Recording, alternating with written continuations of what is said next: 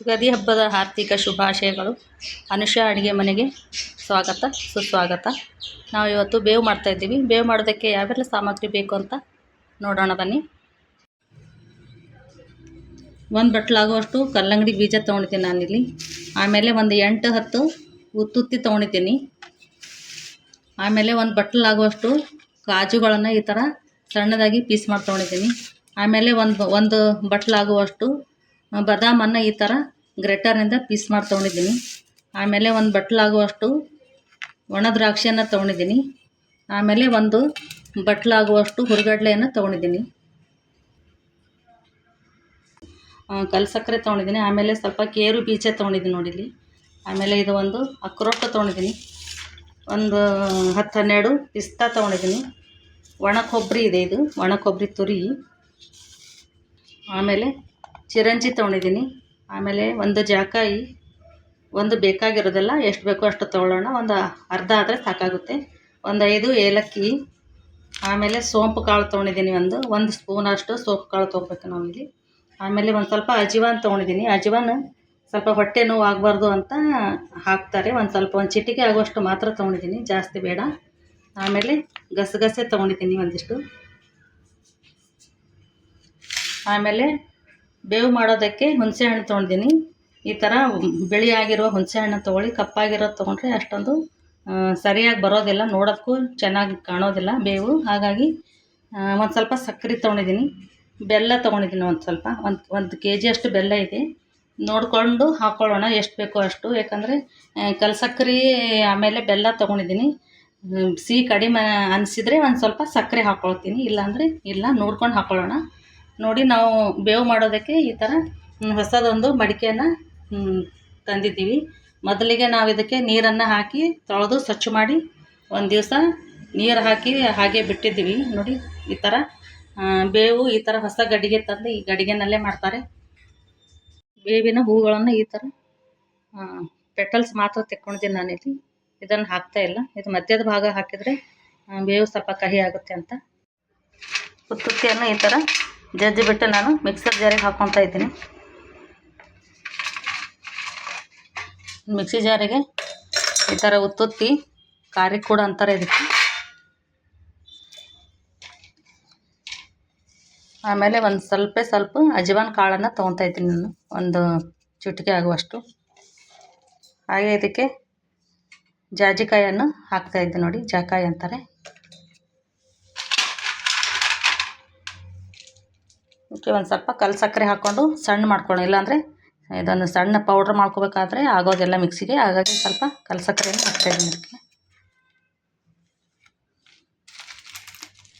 ಒಂದು ಸ್ಪೂನ್ ಆಗುವಷ್ಟು ಸೋಂಪು ಕಾಳನ್ನು ಹಾಕ್ಕೊಳ್ಳೋಣ.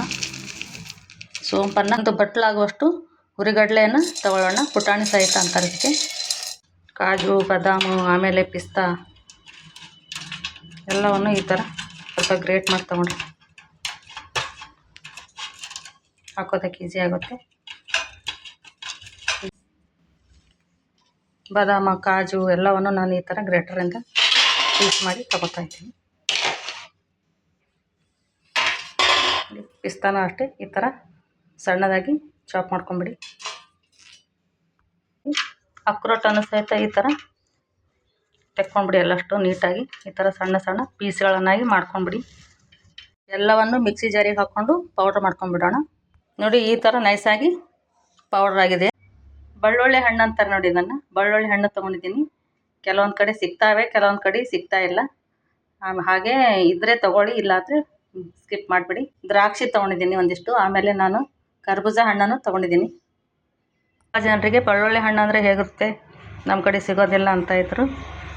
ಕೆಲವೊಂದು ಕಡೆ ಸಿಗೋದಿಲ್ಲ. ಇದು ಫ್ಲೇವರ್ನು ತುಂಬ ಚೆನ್ನಾಗಿರುತ್ತೆ, ಹುಳಿಯಾಗಿರುತ್ತೆ ಇದು ಸ್ವಲ್ಪ.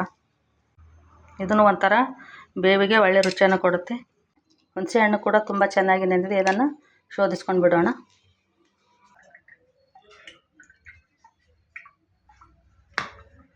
ಬೆಳ್ಳುಳ್ಳಿ ಹಣ್ಣಿನ ತಿರುಳನ್ನು ಈ ಥರ ತೆಕ್ಕೊಂಡು ಬಿಡೋಣ ಎಲ್ಲಷ್ಟು. ಇದಕ್ಕೆ ಸ್ವಲ್ಪ ನೀರು ಹಾಕಿ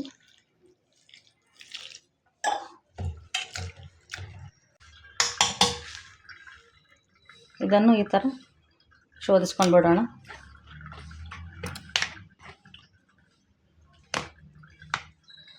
ನೋಡಿ, ಬೆಳ್ಳುಳ್ಳಿ ಹಣ್ಣಿನಲ್ಲಿ ಈ ಥರ ಚಿಕ್ಕ ಚಿಕ್ಕ ಸೀಡ್ಸ್ಗಳಿರುತ್ತೆ ನೋಡಿ. ಇದನ್ನೆಲ್ಲವನ್ನು ನಾನು ಈ ಥರ ಶೋಧಿಸ್ಕೊಂಡ್ಬಿಟ್ಟು ಹಾಕ್ತಾಯಿದ್ದೀನಿ. ಇದಕ್ಕೆ ಜ್ಯೂಸ್ ಮಾತ್ರ ಹಾಕ್ತಾಯಿದ್ದೀನಿ.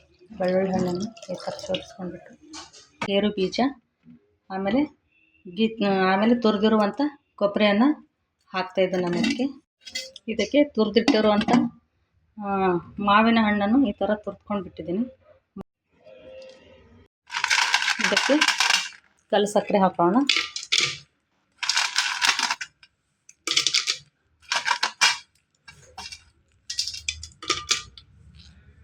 ಇದಕ್ಕೆ ಪಿಸ್ತಾ, ಆಮೇಲೆ ಗಸಗಸೆ, ಆಮೇಲೆ ಒಂದಿಷ್ಟು ಚಿರಂಜೀವಿ ಇದೆ, ಆಮೇಲೆ ಇದು ಅಕ್ರೋಟ್ ಇದೆ. ಇದನ್ನು ಇದಕ್ಕೆ ಹಾಕೊಳ್ಳೋಣ. ಹುರಿಗಡಲೆ ಹಾಕ್ಬಿಟ್ಟು ಇದನ್ನು ಈ ಥರ ಪೌಡ್ರ್ ಮಾಡ್ಕೊಂಡಿದ್ದೀನಿ. ಇದನ್ನು ನಾನು ಹಾಕ್ತಾಯಿದ್ದೀನಿ. ನೋಡ್ಕೊಂಡು ಹಾಕ್ಕೊಳ್ಳೋಣ ನಮಗೆ ಎಷ್ಟು ಬೇಕಂತ ಅಷ್ಟೇ.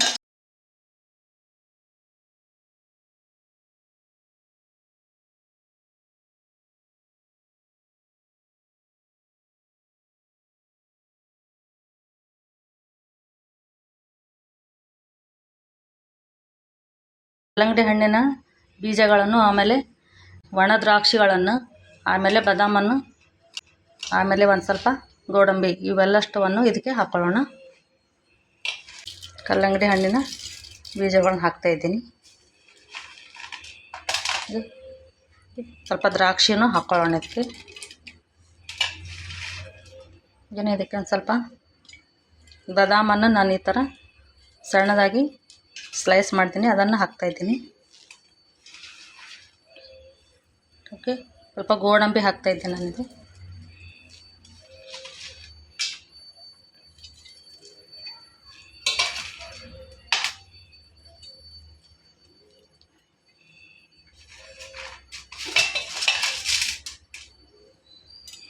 ದ್ರಾಕ್ಷಿ ಹಣ್ಣುಗಳನ್ನು ನಾನು ಈ ಥರ ಸಣ್ಣದಾಗಿ ಸ್ಲೈಸ್ ಮಾಡಿ ತೊಗೊತೀನಿ. ಇದನ್ನು ಸಹಿತ ಇದಕ್ಕೆ ಹಾಕ್ಕೊಳ್ಳೋಣ. ಬೇವಿನ ಹೂಗಳ ದಳಗಳನ್ನು ಹಾಕ್ಕೊಳ್ಳೋಣ. ಈ ಹಣ್ಣು ಕೂಡ ಅಷ್ಟೇ, ಈ ಥರ ಸ್ವಲ್ಪ ತುರ್ಕೊಂಡು ಹಾಕ್ಕೊಂಡ್ಬಿಡೋಣ. ಬೇಕಾದರೆ ಸಣ್ಣ ಸಣ್ಣ ಪೀಸ್ ಮಾಡಿ ಹಾಕ್ಕೊಂಬಿಡಿ. ಕರ್ಬೂಜ ಹಣ್ಣಿನ ಈ ಥರ ಪೇಸ್ಟ್ ಕೂಡ ಹಾಕ್ತಾಯಿದ್ದೀನಿ ನಾನು ಇದಕ್ಕೆ. ಇನ್ನೂ ಸ್ವಲ್ಪ ಡ್ರೈ ಫ್ರೂಟ್ಸನ್ನು ಹಾಕ್ಕೊಳ್ಳೋಣ ಅದಕ್ಕೆ. ಹುಣಸೆ ಹಣ್ಣಿನ ರಸವನ್ನು ಇದಕ್ಕೆ ಹಾಕ್ಕೊಳ್ಳೋಣ.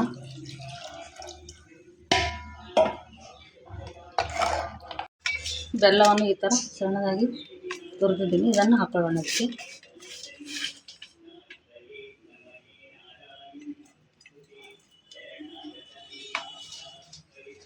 ಸ್ವಲ್ಪ ಸಕ್ಕರೆಯನ್ನು ಹಾಕ್ಕೊಳ್ಳೋಣ, ಒಂದು ಬಟ್ಲಾಗುವಷ್ಟು. ಹಾಗೆ ನಾವು ಸ್ವಲ್ಪ ಇದಕ್ಕೆ ಇಲೈಚಿ ಪೌಡರನ್ನ ಹಾಕ್ಕೊಳ್ಳೋಣ. ಇದಕ್ಕೆ ಬೆಲ್ಲವನ್ನು ಹಾಕ್ಕೊಂಡ್ಬಿಡೋಣ ಒಂದು ಸ್ವಲ್ಪ.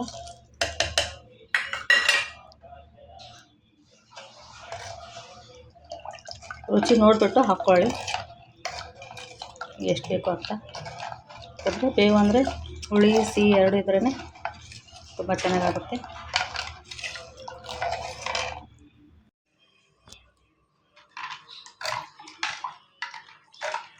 ಫೈನಲಿ ಆಗಿ ಬೇವು ರೆಡಿಯಾಗಿದೆ